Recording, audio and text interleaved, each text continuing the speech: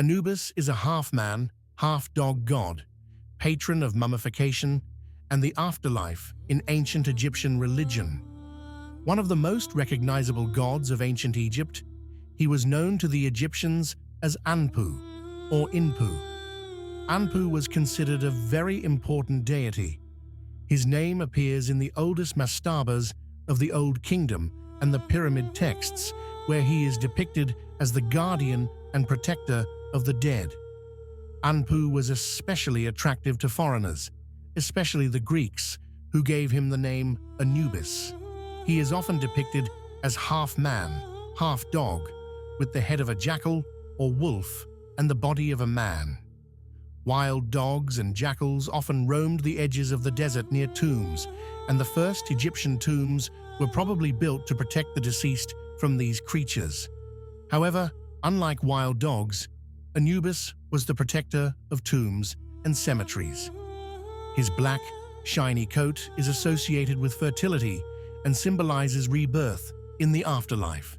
He has long, alert ears, sharp claws, red eyes, or, in some myths, eyes like black beads. In the catacombs of Alexandria, Anubis was depicted in Roman robes and with a solar disk flanked by two cobras.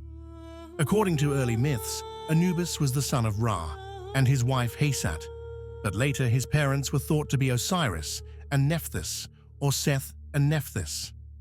Other myths said that he was the son of Bastet, due to his association with the scented oils used in embalming. Anubis had a wife, Anput, a female version of Anubis himself.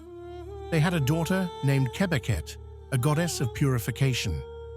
Anubis was originally considered the god of the underworld, but by the Middle Kingdom, around 2055 to 2650 BCE, he was replaced by Osiris as the lord of the underworld. Anubis then became associated with the embalming process and burial rituals. One of his main roles became the accompaniment of souls. He led souls into the afterlife, guiding them to the halls of Ma'at, where they were judged. Anubis was present at the weighing of the heart, when it was determined whether the soul was worthy of entering the afterlife. He oversaw the entire process, ensuring accuracy, and if the heart was lighter than a feather, he led the innocent to paradise and left the guilty to Amet.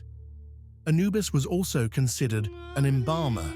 He was responsible for embalming and mummification, and the ancient Egyptians believed that preserving the body and using aromatic herbs would help the soul, as Anubis smelled the mummy and allowed the pure into the afterlife.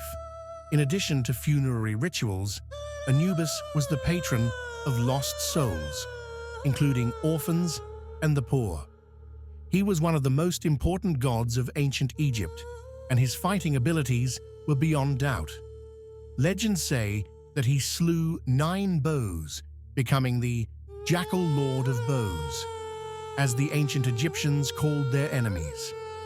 In the Valley of the Kings, tombs were often sealed with an image of Anubis holding down the 9 bows so that he would protect the tombs physically and spiritually, guarding them from a high place above the Theban necropolis.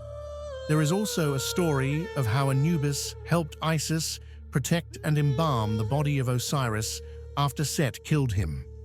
Set, who had transformed himself into a leopard, was unable to attack Osiris because Anubis defeated and branded him. The priests wore leopard skins to symbolize this victory.